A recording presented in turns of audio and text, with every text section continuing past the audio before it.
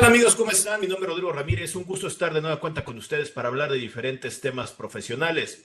El día de hoy no es la excepción de todo el recorrido que llevamos ya más de 4 años en estas emisiones y vamos a tocar el día de hoy un tema de PLD, de lo llamado prevención del lavado de dinero. Seguramente muchos de ustedes ya lo vieron en la portada del video que vamos a hacer la convocatoria para poder hablar de las visitas del SAT en materia de prevención de lavado de dinero. Y ahorita presentaré el gran amigo y experto que nos acompaña el día de hoy, pero como siempre hacerles la invitación de que cualquier comentario que ustedes tengan lo pueden poner en la parte de abajo aquí del video y que en su oportunidad nosotros lo estaremos contestando. Esto es debido a que en el momento en que nosotros estamos grabando y se está publicando el video, seguramente tú lo estás viendo en otro día, en otro horario. Eso gracias a la magia de las redes sociales o la magia del internet, que se queda almacenado esta documentación y tú la vas a poder ver y compartir con quien gustes en el momento en que tú lo estés viendo y al final de cuentas nos ayudes compartiéndolo. De igual manera, te invitamos a que te suscribas al canal de YouTube de Rodrigo A. Ramírez Venegas, que ahí están más de 250 videos con este tipo de contenido, hablando de diferentes temas: prevención del lavado de dinero, fiscal, seguridad social, finanzas personales, normas de información financiera, derecho, todo para efectos de que te pueda dar un pequeño panorama actualizado con los grandes amigos y especialistas que nos han acompañado en el transcurso del tiempo y de los que nos seguirán acompañando más adelante. Así es que también ayúdanos a buscarnos en diferentes redes sociales como Facebook, Instagram, LinkedIn, que estamos subiendo el contenido. Y si tú también puedes sugerirnos temas, también lo puedes poner en la parte de abajo, sugiérenos algún tema y nosotros haremos lo posible para traer amigos especialistas en el área para hablar de ese tema que tú estás buscando y que muy amablemente seguramente algún especialista vamos a poder platicar con él de ese tema y va a ser de acuerdo a lo que tú estarás buscando. También sugieren los temas. También estamos en cadenas de distribución de podcast como Spotify, iTunes, Google Podcast, Amazon Music. Estamos subiendo este tipo de contenido en la versión de podcast que solamente es para que tú lo puedas escuchar y si tienes un poquito más de tiempo que nos puedas ver a través de las diferentes redes, a través de los videos. Bueno amigos, ahora sí ya después de haberme aventado todo el lugar en donde nos pueden encontrar, suscribirse, compartir la información, vamos a entrar en materia de lo que estamos denominando visitas del SAT en materia de prevención del lavado de dinero. El día de hoy nos acompaña el licenciado en Derecho por la Universidad Iberoamericana, con estudios en maestría de contribuciones, con estudios en maestría de gestión de riesgos, con especialidad en prevención de fraude y blanqueo. Tiene varias certificaciones, una de ellas de la Comisión Nacional Bancaria y de Valores en materia de prevención de lavado de dinero, también certificado por el Instituto Mexicano de Contadores Públicos de acuerdo a la Ley Federal de Prevención e Identificación de Operaciones con Recursos de Procedencia Ilícita, entre los cuates conocido como la Ley de PIORPI, y certificado por la UIF en materia de prevención de operaciones de recursos de procedencia ilícita para actividades vulnerables. Estas tres certificaciones, que son las más conocidas, hay más de prevención del lavado de dinero, pero son una de las representativas que nuestro actual invitado es las que actualmente tiene. Asesor en materia de actividades vulnerables, asesor en materia de defensa fiscal, coautor de más de 20 libros, coautor de más de 25 artículos en materia de prevención del lavado de dinero. También ha impartido horas de capacitación presencial y en línea en temas de defensa fiscal y prevención del lavado de dinero. Asesor de empresas de tecnología que desarrollan software para el cumplimiento antilavado. Y dentro de sus actividades académicas, ha estado como coordinador del Comité Técnico de Prevención del Lavado de Dinero, de World Compliance Association, capítulo México, integrante de la Comisión de Prevención del Lavado de Dinero del Colegio de Contadores Públicos del Estado de Puebla, miembro del Comité Técnico de Ceneval para el examen de conocimientos de la Ley de Prevención del Lavado de Dinero, también integrante de la Comisión de Prevención del Lavado de Dinero del Instituto Mexicano de Contadores Públicos, que fue por el año de 2016 a 2021, y autor del proyecto de reforma de prevención del lavado de dinero o ley PIORPI, que contempla figuras del auditor en materia de PLD. Y él es el maestro Alejandro Ponce Rivera y Chávez. ¿Qué tal, Alex? ¿Cómo estás? Hola Rodrigo, muy bien, muchas gracias, muy feliz de estar invitado en tu programa, en tu canal. Oye, Alex, sé que también te gusta mucho compartir en redes también sociales, tu experiencia y también ahí junto con tu papá, pues bueno, has subido bastantes videos justamente en defensa de contribuyentes, de personas que necesitan ayuda en tu ámbito que actualmente desarrollas, que es de prevención del lavado de dinero. Nos acercamos a ti justamente para poder hablar de estas visitas que tiene el SAT de prevención del lavado de dinero. Déjame un poquito dar un antecedente aquí, Alex, para efectos de poder matizar esta sesión. Bueno, en 2013 empieza una ley, o por lo menos se publica la ley de actividades vulnerables, pero ya teníamos varios acuerdos firmados con organismos internacionales de blanqueo de activos, casi podría decir que desde el año 2000, y que llegamos muy tarde y ya mucha presión con una ley de actividades vulnerables, donde aquí en México los primeros que empezaron fueron el sistema financiero para poder poner el freno a que los utilizaran como trampolines de lavado de dinero. Entonces, la materia, aunque suene que es muy poco, hace menos de 10 años por la ley de PRP, estamos hablando que no solamente son actividades vulnerables, pero que tenemos mucho más antecedente de la cuestión de lavado de dinero o blanqueo de activos y financiamiento de terrorismo, hablando en términos internacionales. Sí, exactamente. Esta materia de prevención de lavado de dinero no inició cuando se publicó y entró en vigor la Ley Federal para la Prevención e Identificación de Operaciones con Recursos de Procedencia Ilícita, sino que ya teníamos también casi otros 10 años atrás de que teníamos un régimen de prevención de lavado de dinero en México. En 2004, por primera vez, las entidades financieras empiezan a tener este tipo de obligaciones en materia de prevención de lavado de dinero y pues bueno, durante ese tiempo, a partir de 2004, México pues sabía que tenía que ampliar la reglamentación en materia de PLD para algunas actividades y profesiones no financieras. Y fue en el año 2010 cuando se presenta la iniciativa para crear esta ley. Después de un proceso legislativo pues que duró como 2 años, en 2012 se aprueba el proyecto y se publica en el diario oficial y entra en vigor en 2013 y a partir de ese año ya tenemos como sujetos obligados al régimen de prevención de lavado de dinero, también a las que conocemos hoy como actividades vulnerables, ¿no? Todas estas, pues, actividades comerciales, incluso algunas profesiones que no realizan actividades propiamente financieras, sin embargo, también están sujetas al régimen de prevención de lavado de dinero. Entonces, sí, pues es algo que no es tan nuevo, ya tiene 20 años este régimen de prevención de lavado de dinero, esta ley PIORPI ya tiene 10 años y bueno, aquí nada más haciendo el comentario, creo yo que el nombre que se le da a esta ley pues no es el más adecuado porque aparenta por el nombre ser una ley de prevención de lavado de dinero, como si en esa ley encontráramos toda la reglamentación o toda la normativa aplicable a este régimen. Y bueno, pues ya ahorita comentamos que esta ley no abarca todos los sectores obligados, ¿no? Las entidades financieras que también están obligadas encuentran sus obligaciones en las leyes que regulan a esas entidades financieras, en las disposiciones de carácter general que Hacienda ha emitido específicamente para cada tipo de entidad. Y esta ley solamente abarca a las actividades vulnerables y algunas cuestiones generales, pero la verdad es que muy pocas cuestiones generales. Principalmente esta ley está dirigida a las actividades vulnerables del sector no financiero. Oye, Ale, ahorita de lo que estás comentando, que esta ley solamente abarca estas actividades vulnerables y que el sistema financiero tiene sus propios lineamientos en las leyes particulares para operar.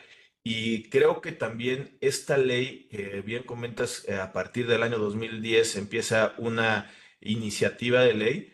Realmente estamos hablando que tiene que ver con acuerdos firmados institucionales con la GAFI, que están primero siempre involucrados con el sistema financiero porque es el que mueve el tema económico y después se están dando cuenta que hay otras actividades que pueden utilizarse como lavado de dinero.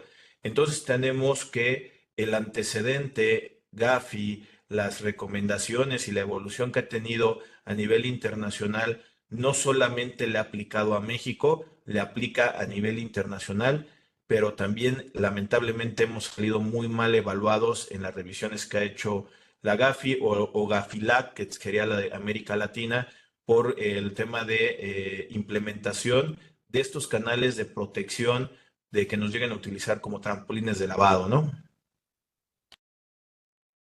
Es muy interesante eso que comentas porque también hay que reconocer que toda esta normativa no es exclusiva de nuestro país, no es una creación de nuestros legisladores o no nació a propuesta del Ejecutivo Federal, sino que exactamente el Grupo de Acción Financiera Internacional, el GAFI, que existe desde 1988 y que además existe pues con la intención de que en todo el mundo se persigue y se combata el lavado de dinero. Porque este grupo, el GAFI, lo que hace es emitir pues un conjunto de indicaciones que los países deben adoptar para combatir y prevenir el lavado de dinero. Esto lo hace a través de un documento que se denomina las recomendaciones del GAFI, ¿no?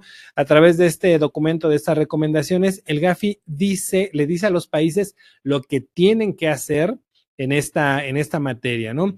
Los países, bueno, pues se van adhiriendo al GAFI. Prácticamente el día de hoy, casi todos los países del mundo están adheridos al GAFI y pues tienen que ir implementando estas recomendaciones, adoptando esos estándares que GAFI establece, adoptándolos en su legislación.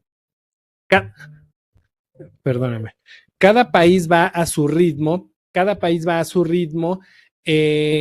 no podemos ir avanzando todos al mismo tiempo, porque bueno, pues todos tienen que ir haciendo las implementaciones en sus legislaciones, perdón, conforme van pues pudiendo. México entra al GAFI en el año 2000, y a partir de ahí pues tiene que ir cumpliendo con las recomendaciones del GAFI, ¿no? Lo va haciendo poco a poco. Empieza en 2004 modificando las leyes financieras. Ya había dado un paso previo en el año de 1990, creando el delito pues en ese entonces no se le llamaba de operaciones con recursos de procedencia ilícita, pero era lo que se asemejaba. En 1990 se establece por primera vez, incluso en el Código Fiscal, este delito. En 1996 se deroga ese artículo en el Código Fiscal y se adiciona en el Código Penal Federal, el artículo 400 bis. Bueno, en ese entonces ni siquiera era Código Penal Federal, era Código Penal para el Distrito Federal. En ese mismo año cambia a ser Código Penal Federal. Y entonces desde 1996 ya tenemos ese tipo penal en México, en el Código Penal. Y bueno, en 2000 México se adhiere ya de pleno derecho al GAFI, empieza a dar cumplimiento a las recomendaciones y va dando un avance, yo creo que un avance natural, ¿no? Poco a poco tiene que ir implementando y adoptando las recomendaciones. En 2004 obliga a las entidades financieras, va pasando tiempo y el GAFI va evaluando el avance que van teniendo los países en esta implementación. El GAFI visita a los países, hace una evaluación para ver de las recomendaciones, que actualmente son 40, cuántas ya se van cumpliendo. Incluso tiene parámetros para hacer la medición, ¿no? Dice, esta recomendación está parcialmente cumplida, mayormente cumplida o no cumplida. Y entonces, bueno, esas evaluaciones, yo no soy muy partidario de decir que reprobamos o eso, porque tenemos que ir dando un avance. Entonces, lo que hace GAFI es decir, estas ya las cumpliste, estas todavía no las cumples, ¿no? Y al decir todavía no las cumples, significa que tienes que hacer algo para cumplirlas. Entonces, en la siguiente visita del GAFI para evaluar a México, ya observa que ya cumplió las que no había cumplido, o sea, va evaluando que México va dando avance al cumplimiento de las recomendaciones. Claro, todas las recomendaciones que no se cumplen, México tiene la tarea de dar cumplimiento, de adoptar esas recomendaciones y pues vamos avanzando, ¿no? Vamos avanzando y decía yo, cada país lo hace a su ritmo, ¿no? El GAFI va evaluando, va visitando y evaluando a todos los países y cada uno a su ritmo va avanzando en esa implementación. Creo yo que México está ya bastante avanzado Si bien es cierto que hay algunas recomendaciones que todavía pues falta cumplir al 100%, pero creo yo que tiene un avance pues bastante considerable. El marco normativo que tenemos yo creo que es suficiente. ¿Qué es lo que yo pensaría que hace falta? A lo mejor la parte, y bueno, y eso incluso el Gafi lo dijo desde la visita que hizo en el 2017, dijo que hace falta pues que haya acciones ya por parte de la autoridad, ¿no? Existe un marco legal sólido, las facultades las tienen las autoridades, falta que las pongan en práctica. Creo que estamos ahora en ese momento en donde ya las autoridades tienen que, pues ahora sí, empezar a combatir el lavado de dinero. Las herramientas ya las tienen, solo falta pues esa puesta en acción por parte de las autoridades. Oye, Ale, y siguiendo entonces ahorita esto que de la ley de prevención de lavado de dinero, ley de PRP, de actividades vulnerables y también un poquito lo que quedaría sentado dentro de las leyes particulares en materia de sistema financiero, tenemos obligaciones que cumplir, ¿no? Podría yo centrarlas, por ejemplo, en las actividades vulnerables, por ahí el artículo 18 que más hace referencia a identificar al cliente, que también lo tiene el sistema financiero, el avisar o hacer tipos de avisos, que hay diferentes tipos de avisos, mantener la información, hacer el expediente del cliente con el que estás y mantener la información para que cualquier cosa la autoridad pueda venir con una revisión de la documentación que tú tienes. Aquí en este caso, con lo que hemos hecho la convocatoria de las visitas del SAT, es en cuestión de cumplimiento documental, porque este no es una ley que realmente hable de una cuestión económica de cumplimiento de contribuciones. De hecho, la misma ley de actividades vulnerables, la ley de PRP, estamos hablando que tiene hasta una limitante del uso de efectivo en ciertas enajenaciones de ciertos bienes considerados de lujo.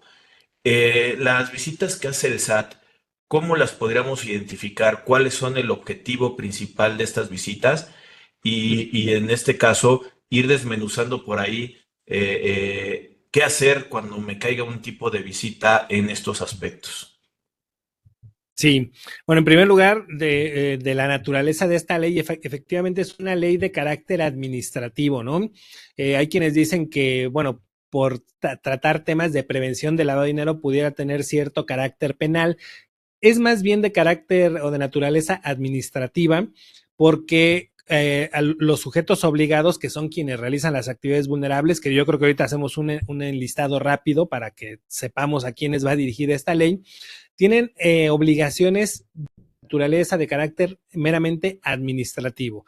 Tienen que dar cumplimiento, entre otras cosas, como ya mencionaste, a identificar a los clientes, a presentar avisos y algunas obligaciones para aportar la información a la unidad de inteligencia financiera, y la unidad de inteligencia financiera, ya con base en esa información que obtuvo, va a dar paso a todas las facultades que tiene la unidad de inteligencia financiera, y posiblemente posterior a que la UIF ponga en uso sus facultades, pudiera detonarse un procedimiento de carácter penal, pero eso no siempre va a ocurrir, ya dependerá del análisis de la autoridad, ¿no? Pero bueno, regresando a los sujetos obligados, ¿quiénes realizan actividades vulnerables? Bueno, o cuáles son las actividades vulnerables, rápidamente las enlistamos, ¿no?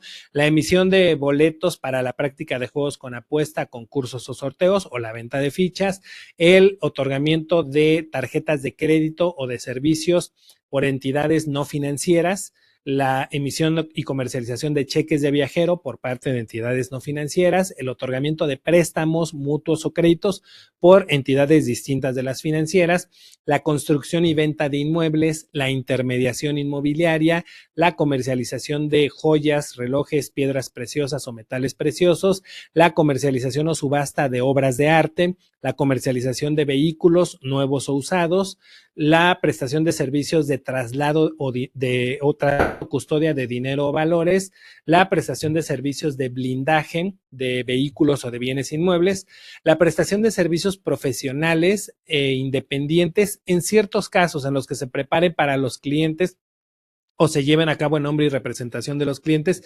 ciertas operaciones que marca la ley, la prestación de servicios de fe pública, notarios públicos, corredores públicos, la recepción de donativos por parte de sociedades o asociaciones sin fines de lucro, algunos servicios de comercio exterior en los que participan agentes o apoderados aduanales, el arrendamiento de bienes inmuebles y las operaciones con activos virtuales.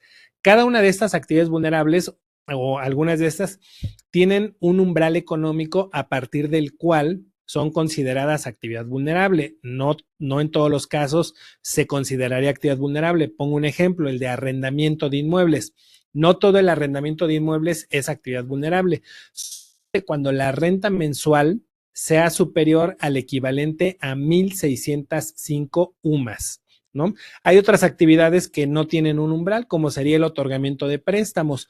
Todos los préstamos que una persona física o moral otorgue de manera habitual o profesional se consideran actividad vulnerable, ¿no? Habrá que ver ya a detalle cada una de ellas para ver cuál tiene un umbral, cuál es el umbral o si no tienen umbral. Pero bueno, entonces quienes realizan estas actividades son sujetos obligados, realizan actividad vulnerable, tienen que dar cumplimiento a las obligaciones de esta ley y tiene que haber una autoridad supervisora, una autoridad que se encargue de verificar que los sujetos obligados están cumpliendo con estas obligaciones y para las actividades vulnerables se decidió que la autoridad supervisora iba a ser el SAT, el Servicio de Administración Tributaria. Por ejemplo, para las entidades financieras, la autoridad supervisora es la Comisión Nacional Bancaria y de Valores. Para las actividades vulnerables lo es el SAT. ¿Por qué se decidió esto? Bueno, porque el SAT tiene presencia en prácticamente todo el país, ¿no? Tiene el personal suficiente para poder llegar a los sujetos obligados y ejercer esas facultades de supervisión o de verificación. Entonces, por eso es que se decidió que lo haría el SAT. La unidad de inteligencia financiera es una unidad muy pequeña, con poco personal, y sus funciones son otras, ¿no? La unidad de inteligencia financiera no va a estar visitando a los sujetos obligados para ver si cumplen, eso lo va a hacer el SAT. Y bueno, de la ley de prevención del lavado de dinero se desprenden esas facultades de supervisión. El reglamento de la ley dice que es el SAT la autoridad encargada de practicar estas facultades de supervisión o de verificación. La ley nos remite a la Ley Federal de Procedimiento Administrativo, que es con base en esta ley en la que se va a desarrollar el procedimiento de la visita de verificación y todo un procedimiento administrativo que dura aproximadamente 6 meses y que tiene por objeto, bueno, tiene por objeto en primer lugar comprobar que el sujeto obligado ha dado cumplimiento a las obligaciones que establece esta ley, ¿no? Ese es el objetivo de una visita de verificación, que la autoridad compruebe si el sujeto obligado ha dado cumplimiento a sus obligaciones. La ley establece que si hay incumplimientos, se incurren infracciones y estas dan lugar a la imposición de multas. Las multas, pues sería ya como la última etapa o la última parte del procedimiento administrativo que inicia con la visita, ¿no? Porque si al final, si la autoridad en esta visita, en este procedimiento, detectó que hay incumplimientos, que hay infracciones, pues al final va a terminar el procedimiento con la emisión de una resolución en donde va a imponer multas, esas sanciones administrativas que están previstas en la ley.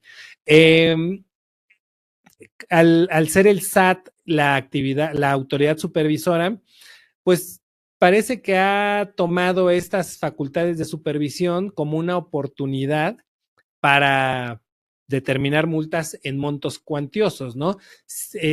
Decíamos, la intención es supervisar el cumplimiento, pero parece que el SAT lo ha tomado como una oportunidad para imponer multas. Entonces, bueno, pues eso es como a grandes rasgos lo que tenemos en materia de visitas, ¿no? Ahorita entraremos pues ya más detalle. Oye, pues me preocupa mucho lo que dices porque gobiernos como los actuales y que estamos hablando de lo que viene y no estoy hablando de un tema de colores partidistas, estamos en sexenios que necesitamos fiscalización, a su vez recaudación para cubrir el tema presupuestal. y que las multas sean utilizadas como un mecanismo de recaudación en lugar de ser sancionadas para un tema de un cumplimiento, es muy peligroso porque no solamente estamos hablando que es ámbito fiscal, sino que puede ser de lo que sería laboral, puede ser este tema, prevención de lavado de dinero, y donde actualmente están las multas, pero muy, muy onerosas, es en el lado de la cuestión de la prevención del lavado de dinero. Déjame para ahorita, para poderlo matizar también, varios casos que pudieron haberse escuchado en el transcurso del tiempo que puedan servir, Alec, para que tú también puedas agarrar alguno y nos puedas comentar. La autoridad ha intentado hacer mecanismos de cumplimiento. Uno de ellos fue que por error, supuestamente platicado, mandaron unas cartitas por parte del SAT por ahí del año 2016, creo que fue 2017, que mandaron a todo el mundo que cayera en un concepto de registro ante el SAT. Eres actividad vulnerable, no te has registrado, y fue un corredero y una incertidumbre de muchísimas personas que no sabían ni que había una ley, que si estaban en actividades vulnerables, y aparte unas se inscribieron sin tener que inscribirse. Después, para el año 2019, si no mal recuerdo, el programa de autorregularización de avisos, donde en este caso se buscaba el que se pusieran al corriente en la presentación de avisos, y que la respuesta fue nula. No hubo la respuesta por parte de los particulares, de los obligados a un cierto de regulación, y esos son los mecanismos que al final de cuentas puede ser que la autoridad esté haciendo de manera de invitación. Después, pues ahora sí que si la gente no hace caso, lo que seguiría ya es una medida de coerción un poquito con la cuestión ya de visitas para dar la cuestión de un cumplimiento, ¿no? O sea, lo ha intentado la autoridad de diferentes formas, con error, tal vez no algo muy acertado, pero se ha visto una parte de iniciativa. El problema realmente es el incumplimiento.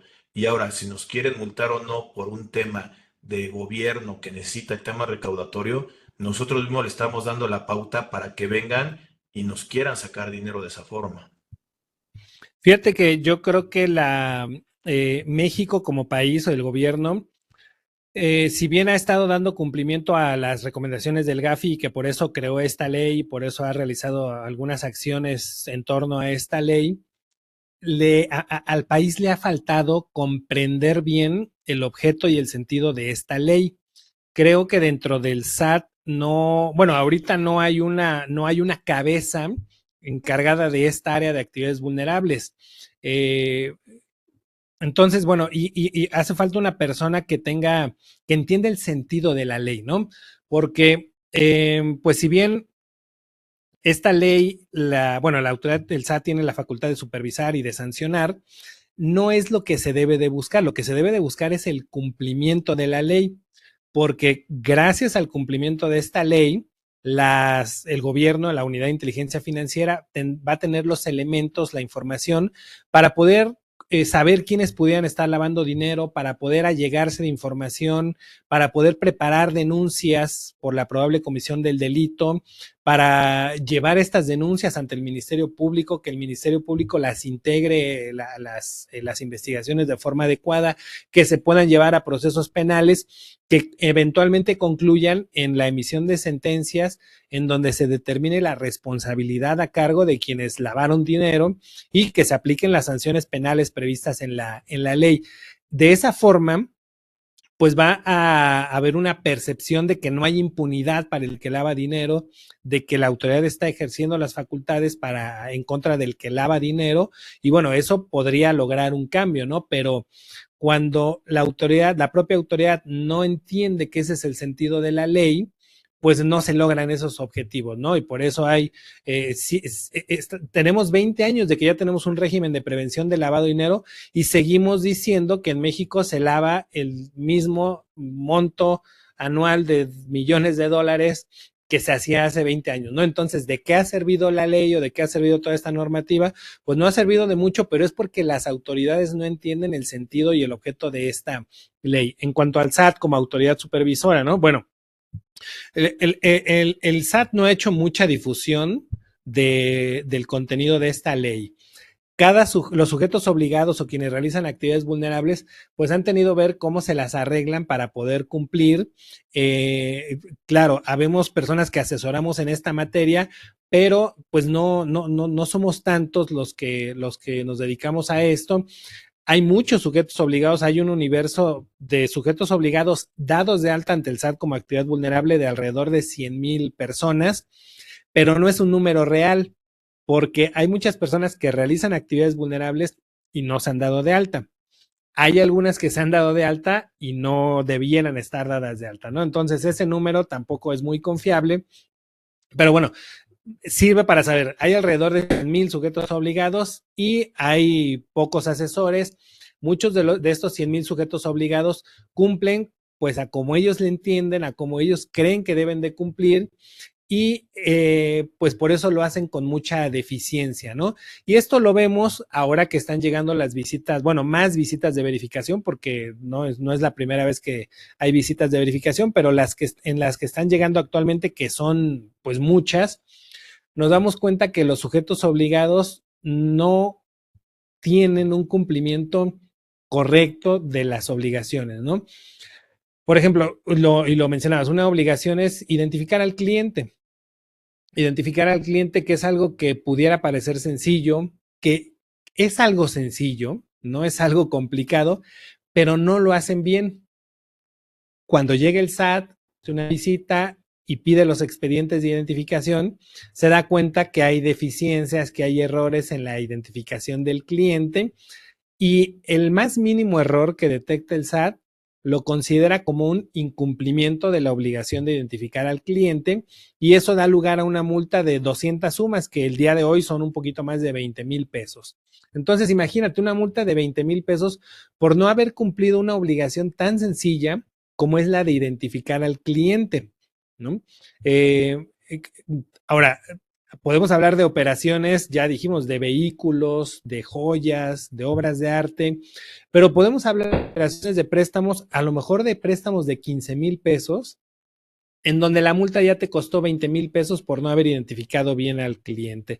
Entonces, el que hoy el SAT pueda llegar y aprovecharse de esa facultad que tiene y poner multas que pueden llegar a ser de varios millones de pesos, eso es real.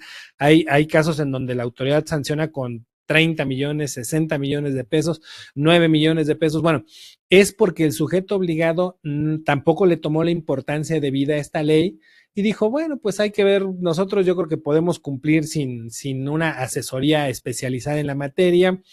Empezaron a cumplir en 2013, en 2014, como en ese momento no hubo visitas de verificación, pues ellos no se preocuparon, nunca mejoraron sus procedimientos, pensaron que a lo mejor lo estaban haciendo bien y hoy, 2024, que están llegando las visitas, es cuando se dan cuenta que estaban haciendo malas cosas, ¿no? Que no estaban cumpliendo adecuadamente. Y pues es muy fácil culpar a la autoridad de que ay, lo están haciendo con un afán recaudatorio. Bueno, posiblemente, pero también es gracias a que no cumplimos nosotros correctamente con la ley. Si hubiéramos cumplido, no tendríamos estos problemas, ¿no? Quienes han cumplido no están siendo sujetos de visitas. Oye, ahí, Alex, también para poder matizar esto que acabas de comentar, me voy al ámbito fiscal. Pagamos impuestos solamente los mismos contribuyentes, los cautivos, los que no podemos hacer nada, estamos escritos. Y allá la economía informal no paga impuestos. Sí paga impuestos indirectos y todo lo que quieras, pero no, es que no pagan ellos este impuesto. Al hablar ahorita de las visitas, como lo acabas de comentar, que me están a mí revisando y que son visitas para los incumplidos de acuerdo a la base de datos, entonces mucha gente puede decir, oye, pues entonces no me inscribo al portal de prevención del lavado de dinero porque en el momento que me suba, cumpla o no cumpla, voy a ser susceptible a las visitas. ¿Para qué me meto a jugar? Mejor me quedo fuera, me quedo así como el meme de Homero Simpson que se va perdiendo en el árbol, para que nadie lo vea. Entonces, ¿para qué me inscribo en tema de prevención del lavado de dinero si me van a caer este tipo de visitas, si me van a poder multar con estas cantidades? Sí, eso pues, es algo que se piensa en algunas ocasiones, pero bueno, tomando en cuenta que el SAT es la autoridad supervisora, el SAT tiene mucha información. El SAT pues, tiene la base de datos del RFC, el SAT tiene la base de datos de los CFDIs, entonces el SAT sabe qué actividad realizamos. Por ejemplo, si tuviera yo una actividad de arrendamiento, el SAT sabe que emito CFDIs de arrendamiento, sabe cuáles son los montos de las rentas que cobro y con base en eso puede decir, bueno, esta persona además debe cumplir con la ley de prevención de lavado de dinero, ¿no? Entonces, el SAT lleva incluso a la base de datos de personas que realizan actividades vulnerables. El SAT puede identificar que no estoy dado de alta como actividad vulnerable y puede, con motivo de eso, practicar una facultad de verificación. Ya sabe que va a encontrar incumplimientos y va a poder sancionar, ¿no? Que el objetivo no sería sancionar, sino decir, oye, tú tenías que cumplir, no estás cumpliendo, ¿no? Claro que ameritas una sanción porque pues no estás dando cumplimiento a esta ley y estás entorpeciendo el que las autoridades puedan hacer su trabajo gracias a que no tienen información. Entonces, yo creo que quienes no están dados de alta en el portal, quienes realizan una actividad vulnerable y no se han dado de alta, deben hacerlo porque gracias a estas facultades y a esta información que tiene el SAT, en algún momento los pueden revisar. Y si lo revisan, desde luego van a detectar todos los incumplimientos que tienen y van a poder imponer sanciones. Bueno, ahora de estas operaciones que se realizan, se deben presentar avisos a la UIF de cada operación que se realiza. El no presentar un aviso se sanciona con una multa mínima de 10,000 UMAS. El día de hoy estamos hablando de un poco más de 1,080,000 pesos, ¿no? Entonces, por cada operación que nos reportemos, es una multa muy elevada, pero es elevada precisamente porque el GAFI dice que las sanciones deben ser eficaces, disuasivas y proporcionales, ¿no? Eficaces se refiere a que si se detecta un incumplimiento, se debe sancionar. Disuasivas significa que pues deben ser en tal monto que deben buscar que el sujeto obligado no quiera incumplir, ¿no? O sea, que si fuera una multa baja, el sujeto obligado podría decir, bueno, pues total la pago, ¿no? No, debe ser tan alta que el sujeto obligado diga, no, mejor cumplo para no pagar, para no tener ese tipo de multas. Y cuando habla de proporcionales, no se refiere a una proporción con la operación que se está realizando, ¿no? O sea, que si realizo una operación de 100,000 pesos o de 1,000,000 de pesos, no. Proporcional en cuanto al objeto de la obligación, a la finalidad de la obligación. Si yo reporto la obligación, la operación, tener información suficiente para poder analizar y determinar si hay o no dinero ilícito, ¿no? Si yo no reporto la operación, yo no le estoy dando información a la UIF de alguien que posiblemente pudiera estar lavando dinero, ¿no? Entonces, ese es el objetivo y la sanción va en proporción con esa finalidad. Esto, pues, es importante comentarlo para que no pensemos que si un día el SAT nos multa con varios millones de pesos o con algunos millones de pesos, podamos alegar que las multas son excesivas y que no son proporcionales. No, no porque su finalidad no va en relación con el tamaño de la operación, sino con el objetivo de la ley. Oye, Entonces, yo digo, pues ya para cerrar este punto, ¿no? Quienes no han cumplido deben cumplir, deben darse de alta porque corren menos riesgo regularizándose que siguiendo en incumplimiento. oye, y por ahí se han escuchado algunos comentarios, que pueden ser exagerados, pero también forman parte de esta susceptibilidad de la acusación de las visitas. Que la UIF, al final de cuentas, es un caballito de batalla para temas políticos y que si tú haces operaciones con personas políticamente expuestas, te van a caer revisiones a fuerzas, que al final de cuentas se están fiscalizando mucho más a personas que realmente a operaciones, que si tú tienes un apellido Escobar, Guzmán, te van a llegar revisiones por el simple hecho de quererte categorizar con un tema de narcotráfico, independientemente hagas o no la cuestión de operaciones. que si bien justamente esta visualización de actividades vulnerables, de conocer al cliente, es para poder darle ciertos matices de gente decente de lo que puede ser algo que pueda sonar raro, porque tampoco somos autoridad como para poder calificar un tema de actividad. Pero, ¿qué tanto es esto cierto que es realmente más un tema de personas que realmente de operaciones? Ujú. Em, yo creo que, bueno, lo primero sería decir que la unidad de inteligencia financiera, y esto también lo dicen las recomendaciones del GAFI, debe de conducirse de una manera totalmente independiente, ajena a cualquier sesgo político, partidista, empresarial, etcétera, ¿no? Creo que es algo que también ha estado fallando en la UIF de México, ¿no? Incluso el anterior titular de la UIF en alguna ocasión salió a decir que él no hacía nada que no fuera autorizado por el presidente, lo cual es bastante equivocado porque no debe ser esa la esencia de la UIF, ¿no? La esencia de la UIF debe ser cumplir con la ley independientemente de lo que opine incluso el presidente de la República, ¿no? Entonces yo creo que ahí también tenemos un punto que debemos mejorar como país para que pues se cumplan los objetivos y no sea un instrumento de ataque pues al que no me cae bien o al que es adversario o al que quiero molestar, ¿no? Las funciones de la UIF deberían aplicarse así como es la justicia, ¿no? Con una venda en los ojos, o sea, sin saber que, a quién me estoy dirigiendo y aplicar la ley contra quien, o sí, contra quien proceda, ¿no?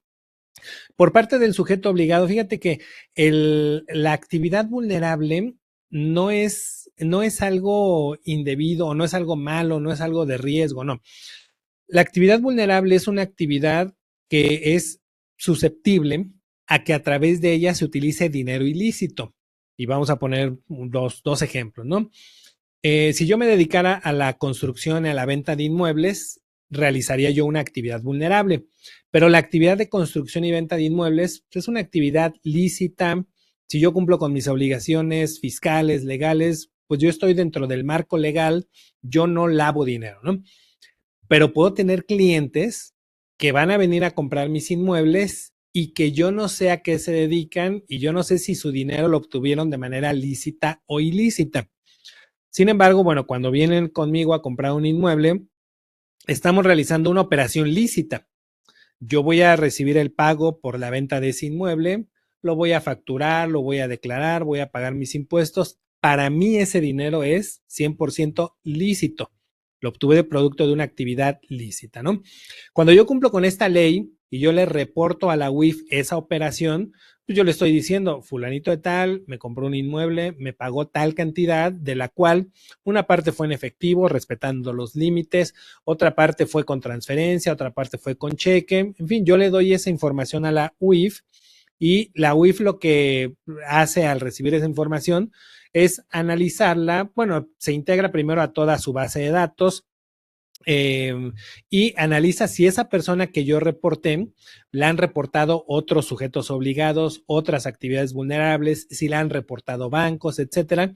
Y lo que puede hacer es como confrontar esa información con la información del SAT.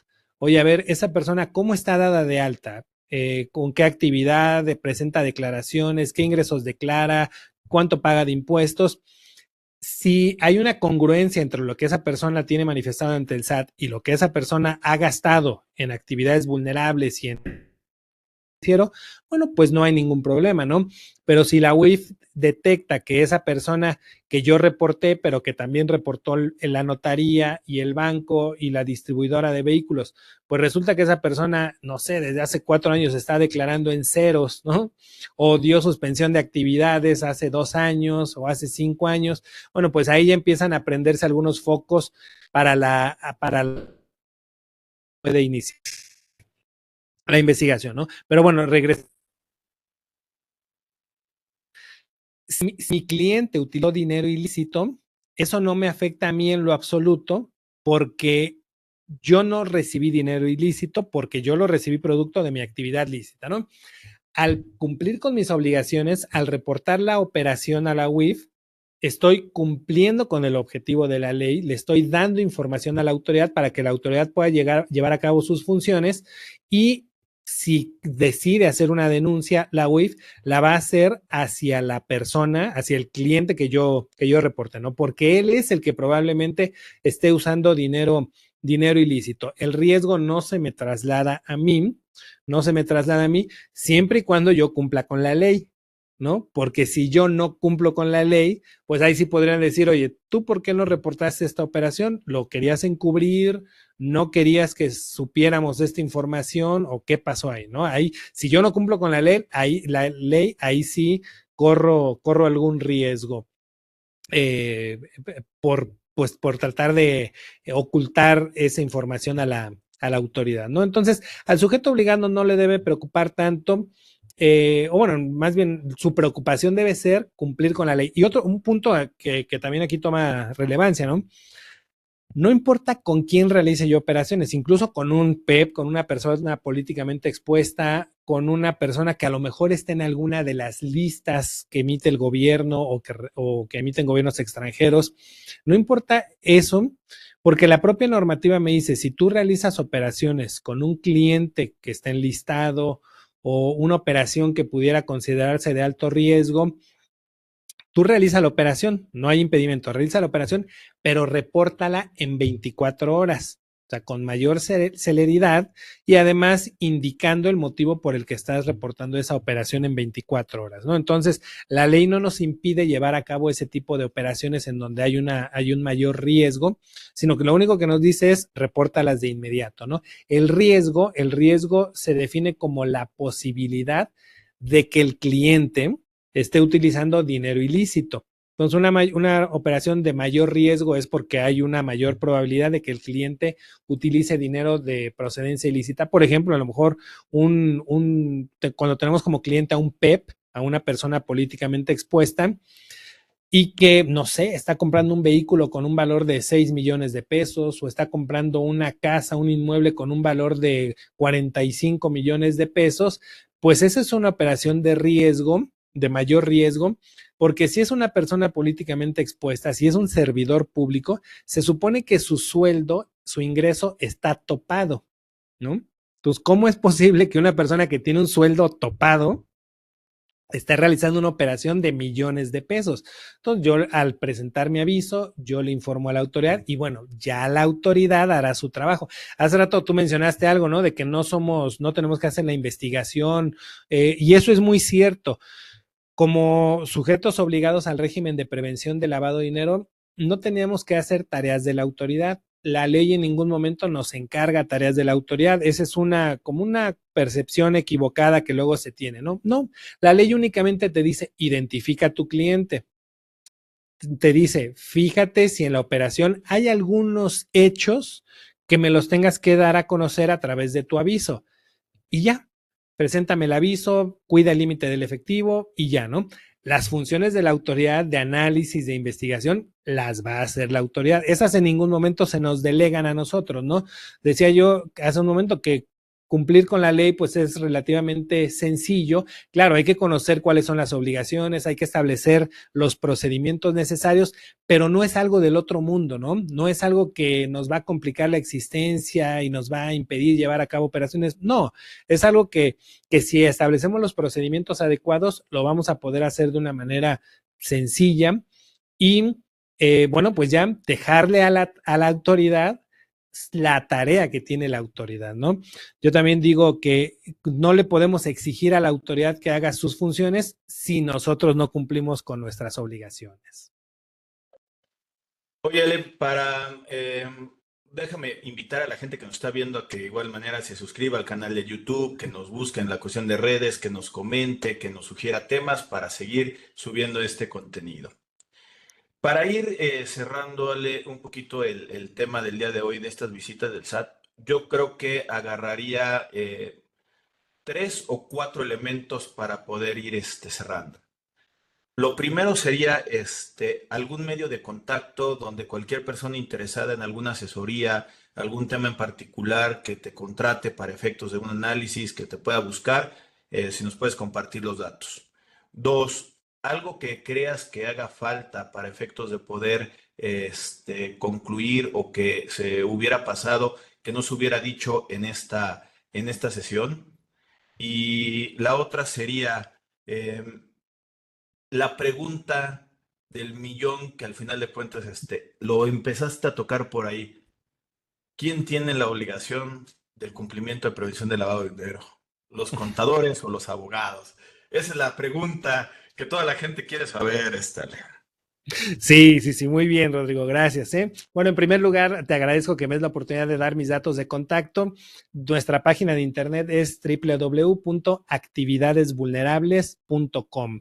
Ahí, bueno, van a poder conocer de nosotros y ver los servicios que ofrecemos. Y un teléfono, el teléfono de la oficina es 2222-43-2211. Muy bien. ¿Qué hace falta que mencionemos en cuanto a este tema? La visita de verificación para alguien que realiza una actividad vulnerable es un procedimiento muy especializado. No es una visita como las visitas en materia fiscal, es una visita que tiene un procedimiento muy específico, ¿no? La visita llega, por ejemplo, sin dejar citatorio, inicia en el momento. La visita se debe desarrollar en el domicilio, puede ser durante varios días. Claro, se hacen pausas, ¿no?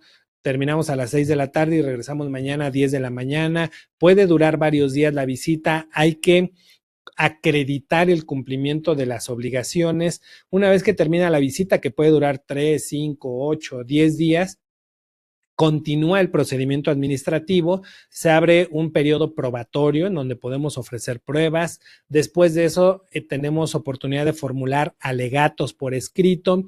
Después se inicia el procedimiento sancionador antes de que la autoridad nos ponga las multas y tenemos la oportunidad de desvirtuar, de aclarar las observaciones que nos haga la autoridad para que finalmente nos ponga menos multas y después de todo este procedimiento viene la resolución de las multas.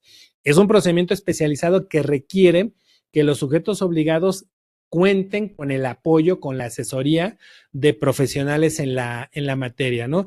Nosotros hemos tenido oportunidad de participar en varias visitas, en algunas desde el principio, en algunas ya entramos avanzado el procedimiento, pero nuestro objetivo al asesorar en una visita es que al final las multas lleguen en un monto mucho menor, más reducido, del que la autoridad hubiera querido o del que la autoridad hubiera podido determinar si no se atendía adecuadamente la visita.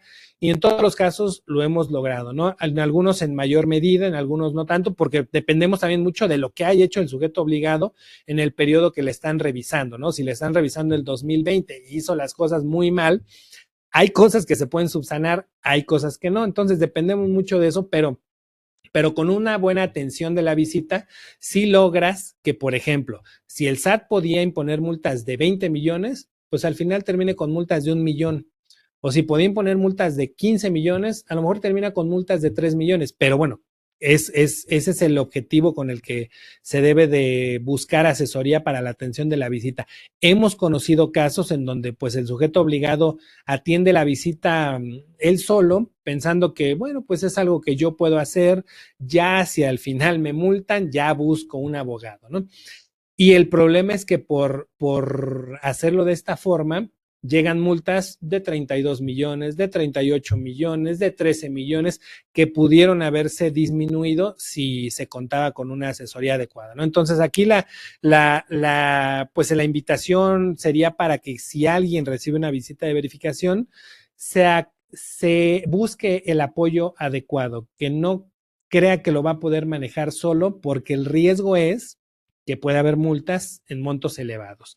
Ahora, ¿quién es la persona o quién es el profesionista idóneo o que se debe encargar de este cumplimiento? Bueno, no importa tanto la profesión, o sea, no importa si es contador o si es abogado o si tiene incluso alguna otra profesión, lo importante es que se adentre en el conocimiento de esta materia, que, bueno, lo puede hacer cualquier profesionista. Y yo creo que características muy importantes también son que tenga el tiempo suficiente para hacerlo y que tenga pues como el nivel jerárquico o la autoridad para poder dar las indicaciones. Esta ley nos dice que las personas morales que realizan actividades vulnerables deben de designar a un encargado de cumplimiento. En las entidades financieras se llama oficial de cumplimiento. Bueno, aquí se llama encargado de cumplimiento.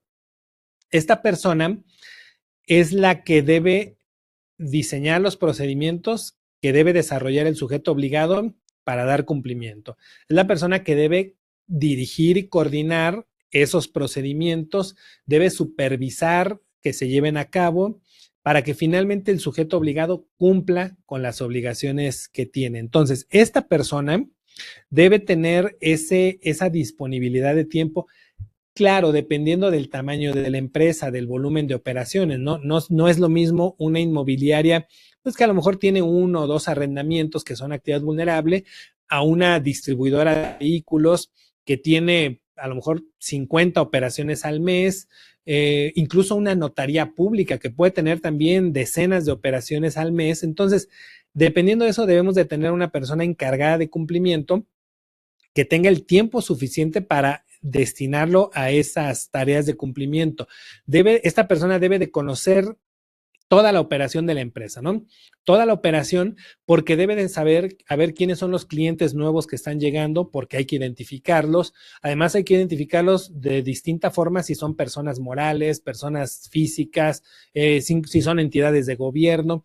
Entonces, tiene que estar muy al pendiente de los clientes que están llegando, de las operaciones que están realizando, de cómo las están realizando, porque hay operaciones en las que el cliente va a querer pagar en efectivo y tenemos límites, en fin, tiene que conocer toda la operativa de la empresa para vigilar que se dé cumplimiento a todas las obligaciones, y decíamos que debe tener un nivel en la estructura de la organización que le permita poder dar indicaciones, ¿no? Por ejemplo, hay algunas empresas en donde el personal de ventas pues es muy importante porque es el personal que se encarga de que los clientes lleguen, de que cumplamos las metas de ventas, etcétera.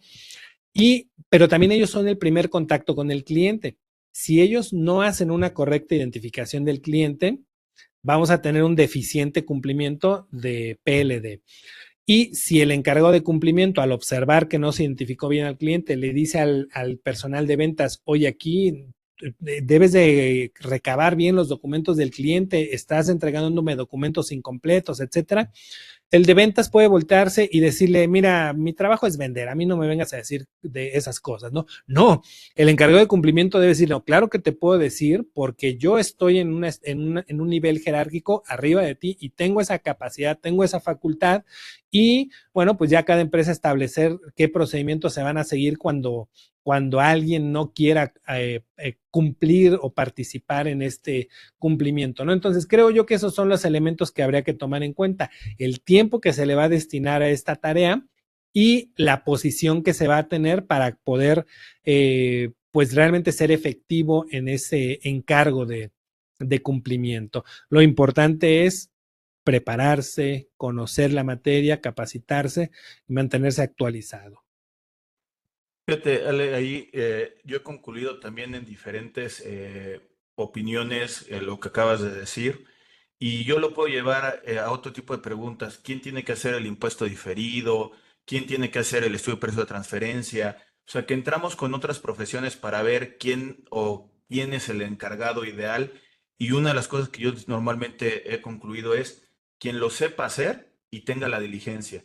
Ahí al final de cuentas tú estás hablando de esa diligencia propiamente, y que para poder hacer, por ejemplo, sustentar el examen de certificaciones de los cuales se mencionaba en tu presentación, los tres tipos de certificaciones pueden entrar cualquier tipo de profesión. ¿Qué es lo que busca? Es que tengas el conocimiento y esa diligencia para poder tener esa barrera y ser oficial de cumplimiento para algunos casos, o esta persona que va a cumplir la responsabilidad de presentar de la cuestión de lavado. Entonces, yo creo que con lo que nos estás compartiendo, creo que llegamos a la misma conclusión. No es etiquetar profesionistas, sino es buscar realmente a la persona que nos ayude a mejorar nuestros sistemas de control y sobre todo ese cumplimiento para efectos de un tema normativo. Sí, yo creo que, por ejemplo, si fuera un abogado, pues el abogado debe ver que su tarea va a ser dirigida al cumplimiento, ¿no? El abogado no debe buscar cómo no cumplir, cómo darle la vuelta, no. Vamos a ver cómo cumplir, ¿no? Y el contador tiene muchas ventajas porque el contador tiene, bueno, mucha preparación, pero además está más acostumbrado a involucrarse en la operación de la empresa, ¿no? Ahora, si hay una mancuerna entre contador y abogado, pues es lo mejor, ¿no? Nosotros, bueno, yo soy abogado, pero trabajo mucho con contadores, incluso en la atención de las visitas, ¿eh? Porque complementamos muy bien la visión del contador y del abogado y siempre pues en beneficio del cliente. Joel, muchas gracias por acompañarnos el día de hoy. Creo que tus comentarios, la opinión, la sugerencia que nos estás aportando el día de hoy nos van a ayudar mucho para efectos de poder entender el planteamiento de estos tipos de visitas y que también con lo que normalmente hago los comentarios, ¿no? Esto no es una asesoría, estamos hablando que son aspectos generales para conocer el tema y siempre hay que hacer un traje a la medida, siempre tenemos que involucrarnos de manera caso personal, porque no a todos les va a solucionar las mismas cosas, sino hay un involucramiento. Y ante la distancia también, Ale, te agradezco y te mando un fuerte abrazo. Gracias, Rodrigo. El agradecido soy yo. Mis felicitaciones para ti por este programa que tienes y además porque es muy, muy agradable platicar contigo. Gracias y gracias a tus seguidores por acompañarnos. A la gente que nos está viendo, suscríbanse, compartan. Estamos en contacto, amigos. Saludos. Antes de irnos, vamos a poner por aquí una bolita para que te suscribas al canal de YouTube y por aquí vamos a poner la recomendación del video que tiene que ver con lo que estamos platicando para que tú sigas con el contenido. Nos ayudes a suscribirte, compartiendo, nos busquen en diferentes redes. Estamos en contacto, amigos. Saludos. Bye.